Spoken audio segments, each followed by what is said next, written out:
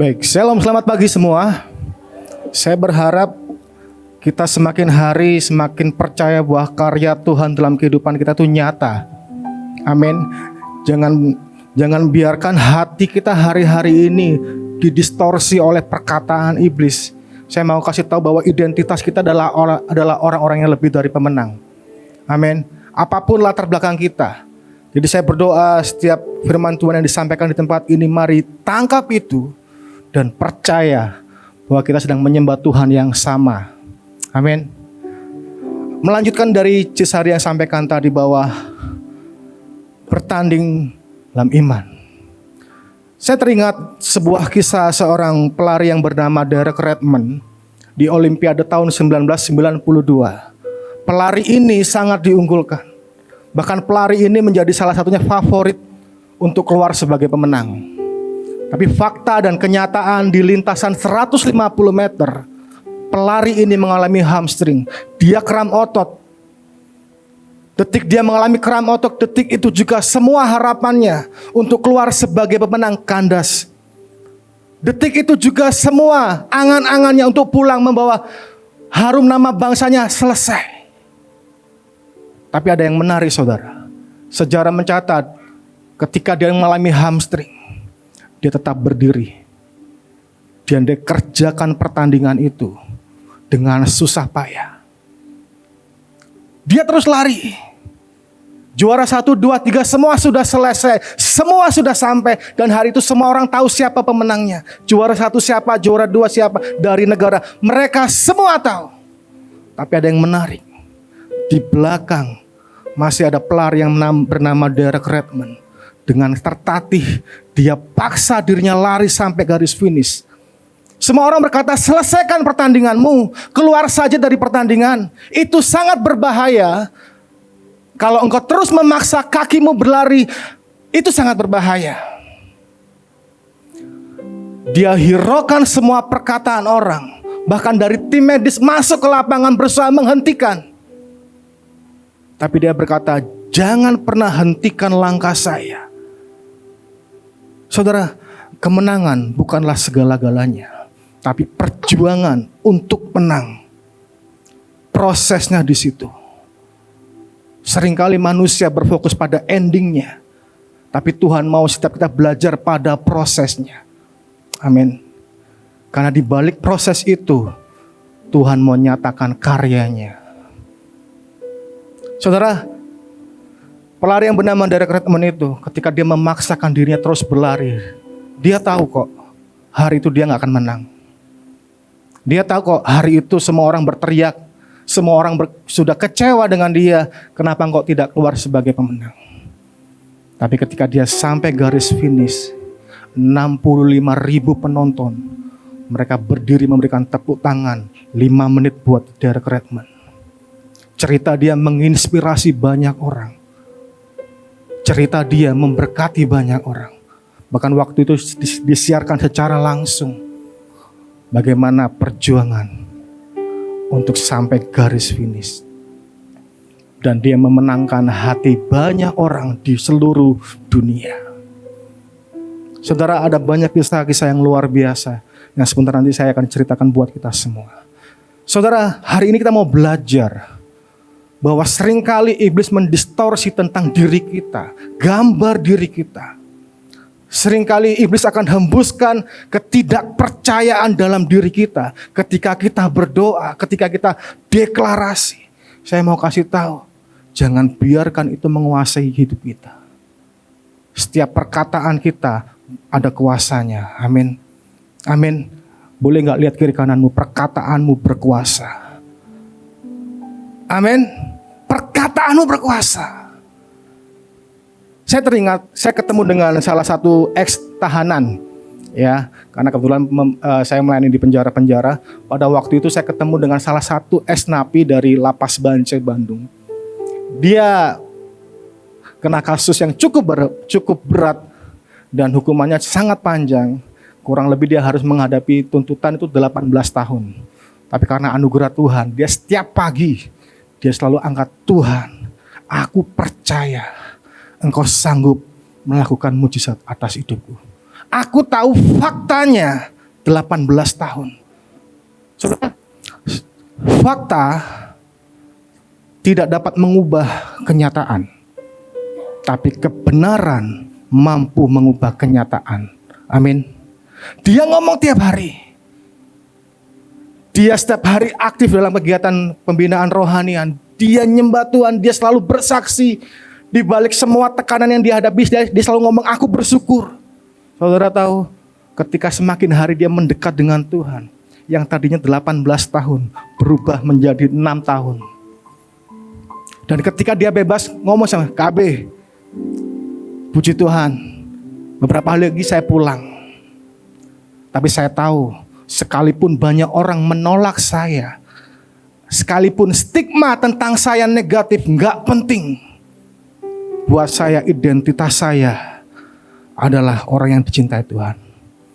Dia bebas, bilang, Kak, saya akan pulang ke Madura dan saya akan memulai usaha. Saudara tahu, hari ini sekian tahun berjalan, kurang lebih dia sudah mengerjakan 2 gudang. Dia kelola 2 gudang yang cukup besar. Dia mengelola tembakau dan jadi berkat dalam hidupnya. Yang tadinya dianggap sampah, yang tadinya stigma tentang dia negatif, hari itu dia katakan, Tuhanku dahsyat. Perkataan itu yang sampai hari ini saya dengar tiap pagi dia WA saya. Istrinya mengalami kanker. Dan dia tiap hari, Kak, dukung doa, lagi kemoterapi dan lain sebagainya. Saya bilang, Pak, bukankah Tuhan sudah buat mujizat? Kalau kemarin Tuhan tolong, hari ini pun Tuhan tolong. Bahkan hari esok pun Tuhan pasti tolong. Dan dia harus pegang itu. Saudara, mari belajar hari-hari ini. Dalam kehidupan kita, tidak ada segala sesuatu yang terjadi tanpa seizin Tuhan. Ketika tekanan demi tekanan, ketika fakta demi fakta, kenyataan demi kenyataan yang kita lihat, ketika kita percaya, Dia Tuhan pembuat mujizat. Amin. Nah, masalahnya di prosesnya ini loh. Kita sering mencoba mengkalkulasi, hitung-hitungan dengan Tuhan. Ini yang mengerikan, saudara. Tahun 2004 saya bergabung dengan Mahanaim. Dan ini genap 20 tahun, sekian bulan. Saya melihat begitu ajaib Tuhan. Ketika Tuhan beracara, maka tidak satu pun tangan di dunia ini, oknum apapun yang sanggup menghentikan. Dimulai dari rumah singgah. Dan sampai hari ini, sampai ke bangsa-bangsa. Efeknya besar. Ya. Kita ke firman Tuhan. Tadi baru pendahuluan. Saya khotbah kurang lebih berapa menit ya? 2 jam Pak ya? Oh 1. Yuk teman-teman semua, kita buka dalam Bilangan 13. Ayat ke-17 sampai 31.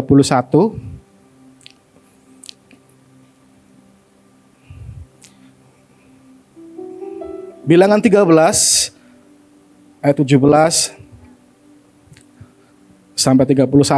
Saya nggak akan baca semua, tapi saya akan coba melompat-lompat.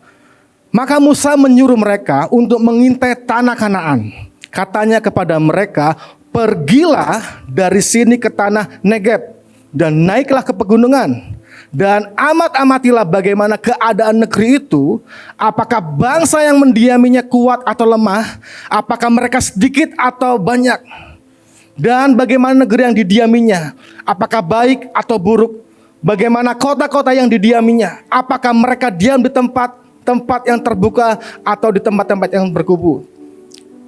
Saudara, lanjutnya. Di ayat ke-23, ketika mereka sampai ke lembah Eskol, dipotong merekalah di sana suatu cabang dengan setan dan buah anggurnya. Lalu berdualah mereka menggandarnya. Ini saking besarnya saudara ya. Jadi mereka sampai menggandarnya. Juga mereka membawa beberapa buah delima dan buah ara. Dari cerita ini kita melihat ketika Musa memerintahkan 12 pengintai untuk mengamati ya. Untuk mereka mengamati sebuah tanah perjanjian untuk kelak hari esok. Dan bukankah hari esok kita hari ini penuh dengan pengharapan. Tuhan ciptakan hari esok buat kita hari ini, untuk kita melihat karya Tuhan. Saudara, mereka diminta mengintai, dan mereka membawa sebuah bukti. Ya, mereka membawa sebuah bukti dengan membawa buah anggur. Dan mereka katakan, di ayat 27 katakan, mereka menceritakan kepadanya, kami sudah masuk ke negeri kemana kau suruh kami, dan memang negeri itu berlimpah susu dan madunya, dan inilah hasilnya. Mereka membawa bukti, berkata, bos, di sana tempatnya makmur. Musa, di sana tempatnya sangat luar biasa, tanahnya makmur, berlimpah susu dan madu, dan sebagainya. Mereka membawa kabar baik, dan ketika mereka menyampaikan semua itu, ya, kita lihat, kita lompat di ayat yang ke-31. Tetapi orang-orang yang pergi ke sana bersama-sama dengan dia berkata, kita tidak dapat maju menyerang bangsa itu karena mereka lebih kuat daripada kita. Di awal mereka sudah menyampaikan kabar baik. Ya, berlimpah dengan susu dan madu, anggur tanahnya makmur dan sebagainya.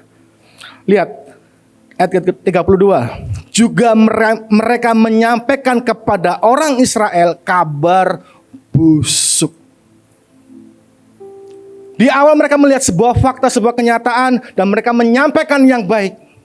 Dan mereka juga menyampaikan kabar busuk. Dikatakan orang Israel juga mereka menyampaikan kepada orang Israel kabar busuk tentang negeri yang diintai mereka, dengan berkata, perhatikan, negeri yang telah kami lalui untuk diintai adalah suatu negeri yang memakan penduduknya, dan semua orang yang kami lihat di sana adalah orang yang tinggi-tinggi perawakannya. Saudara, ketika pengintai ini menyampaikan kabar baik di awal, dan mereka akhirnya menutup dengan sebuah kalimat kabar busuk. Di Alkitab dikatakan tentang orang-orang yang membesarkan masalah. Pengintai ini, beberapa pengintai ini bukan 12 ya, tapi 10 orang ini membesarkan sebuah masalah, menciptakan rasa pesimis, menciptakan sesuatu yang memframing keadaan di sana dengan menakut-nakuti, yaitu kabar busuk yang mereka sampaikan. Dan mereka tidak tahu bahwa mereka sudah mengalami Tuhan, mereka sudah mengalami pembelaan Tuhan. Bagaimana ketika bangsa Israel keluar dari Mesir, mereka lihat mujizat Tuhan, mereka melihat pertolongan Tuhan. Dan akhirnya mereka berkata, mereka membawa kabar busuk, kabar pesimis, seolah-olah mereka sedang berkata, jangan melangkah ke sana.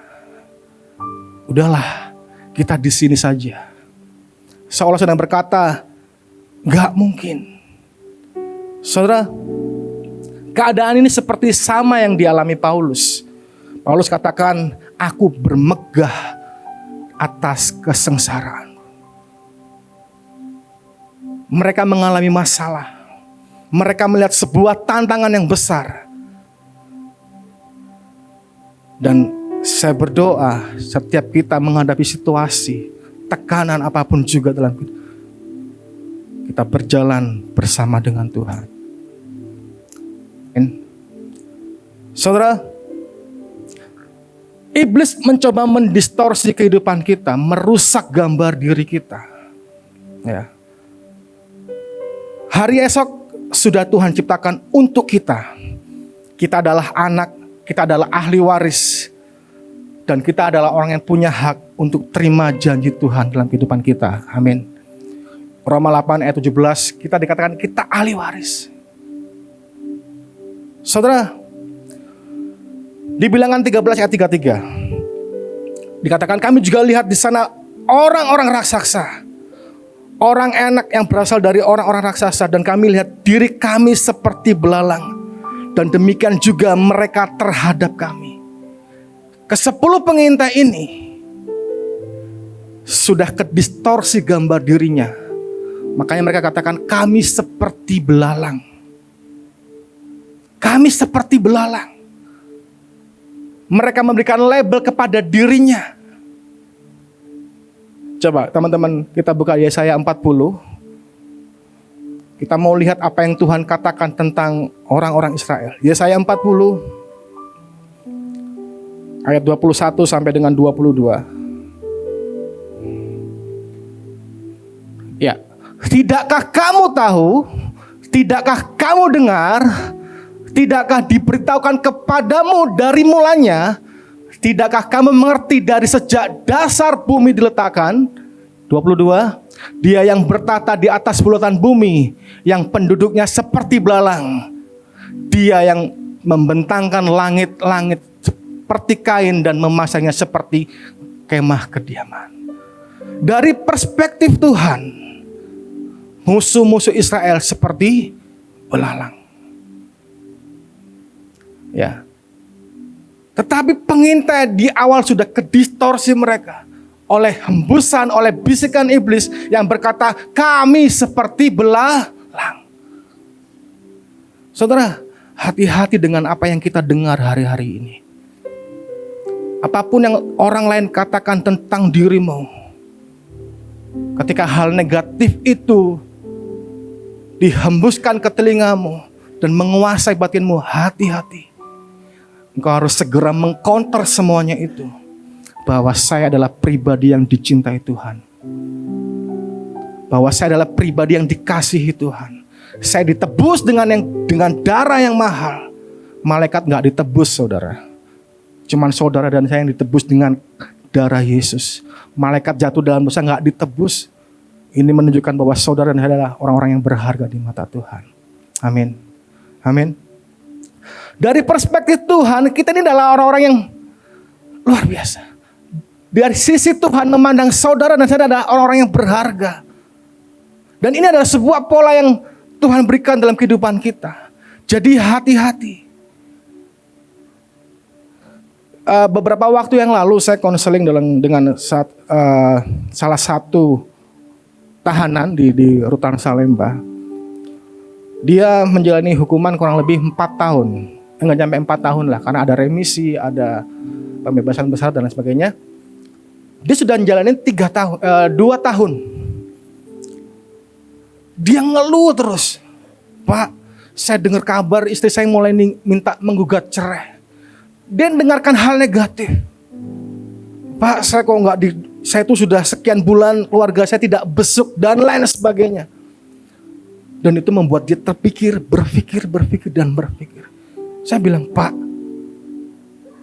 mari belajar dalam batinmu, pikiranmu, firman Tuhan. Firman Tuhan yang berkata tentang hidupmu apa. Ya. Pak, tapi gimana, ini sulit banget. Kenapa? Karena saya gak bisa langsung berhadapan dengan istri saya gak bisa melihat langsung dengan anak-anak saya. Jadi seolah-olah ini tekanannya sangat berat, Pak. Justru di dalam tekanan seperti ini, kuasa Tuhan mau dinyatakan sempurna atas hidupmu. Sedikit lagi, Pak. Sedikit lagi. Dia berusaha terus bangkit. Mulai, Pak, perkatakan firman. Perkatakan terus. Saya juga bersaksi tentang bagaimana teman saya dari Bandung itu bebas sekarang menjadi pengusaha tembakau di Madura.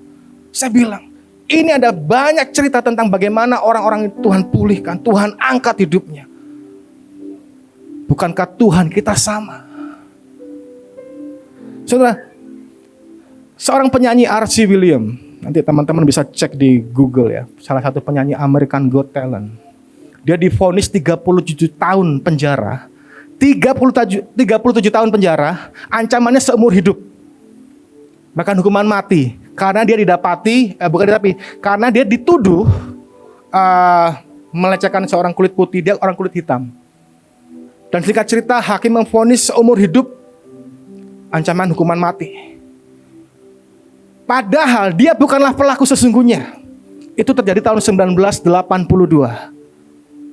Dia bukanlah pelaku sesungguhnya, tapi dituduh karena keterbatasan ekonomi dia, akhirnya dia harus mau gak mau harus menerima tuduhan itu.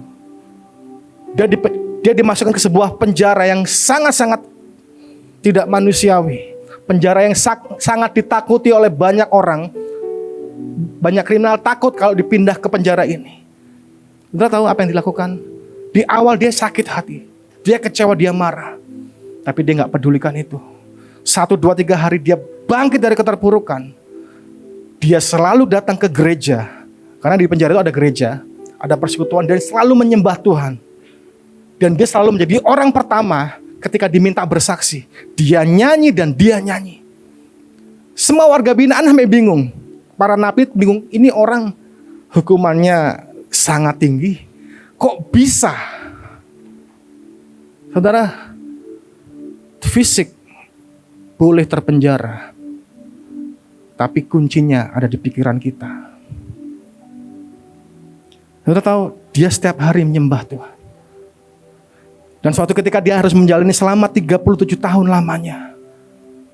Kalau kita flashback dari hidup seorang Archie William, betapa tekanannya sangat mengerikan. Usia masih muda, masih ada banyak impian yang harus dia kerjakan, tapi harus mendekam di sebuah penjara yang sangat ditakuti dengan semua keterbatasan dia. Dan dia tiap hari mengucap syukur. Suatu ketika, di penjara itu ada layar TV. Dan itu menampilkan ajang pencarian bakat, American Got Talent. Dia nonton bersama dengan rekan-rekannya. Dia bilang gini, saya akan ada di situ.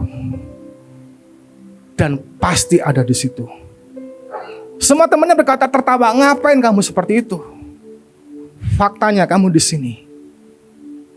Dia bilang enggak, saya pasti di situ. Akhirnya 37 tahun dia lamanya di penjara. Akhirnya pada waktu karena kemajuan teknologi dan tes DNA, Archie William terbukti tidak bersalah. Ketika dia terbukti bebas, dia langsung daftar ke American Got Talent. Lo tahu, sebelum dia nyanyi, dia bersaksi tentang hidupnya. Semua orang meneteskan air mata. Bahkan sampai kerajaan dari keluarga kerajaan Inggris memberikan dukungan terhadap seorang Archie William. Dia percaya bukan karena melihat, tapi dia percaya sudah menerima. Setiap tindakan profetik, perkataan iman, boleh gak hari ini kita percaya kita sudah Kita sudah setiap perkataan iman, setiap deklarasi iman yang kau naikkan, percaya kita sudah. Masih belum semangat. Setiap tindakan iman, perkataan iman, percaya kita sudah menerima. Amin. Dan ini yang terus dia bangun. Dia akhirnya maju ke semifinal. Secara hitung-hitungan dia memang tidak menang. Tapi hari itu cerita tentang Archie William membuat banyak orang belajar arti dari mengucap syukur. Archie William tahu yang dilihat adalah sebuah fakta dan kenyataan yang tidak bisa diubah. Dia tahu, tapi dia pegang firman-Nya dan itu mengubah kenyataan. Ini yang harus kita miliki hari-hari ini. Ketika 10 pengintai ini menyampaikan kabar busuk, seolah-olah Barat udahlah nggak usah maju di sini aja.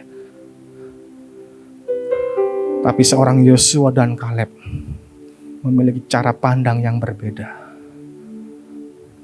Gara-gara 10 orang ini,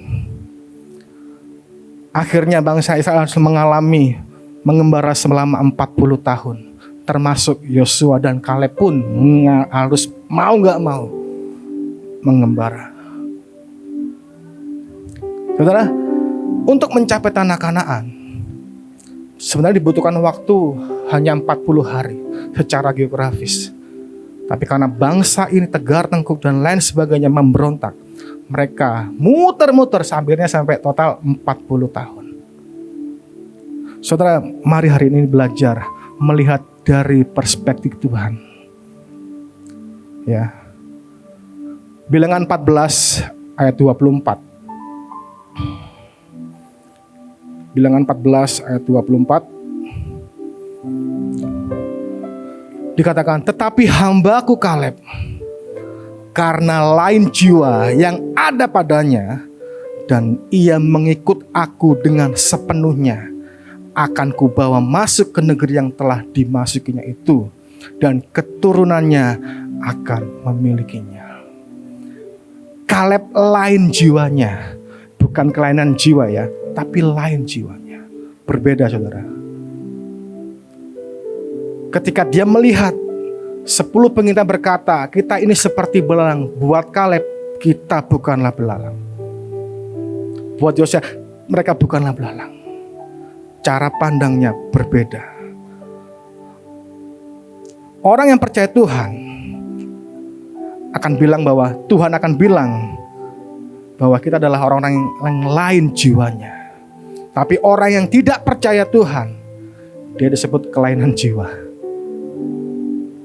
Saya berdoa saudara, pagi hari ini kita belajar ketika semua fakta yang terlihat adalah ketakutan, adalah kabar busuk, mari perkatakan itu berbeda. Amin. Tutup Alkitabmu, saya mau ngajak kita semua sembah Tuhan.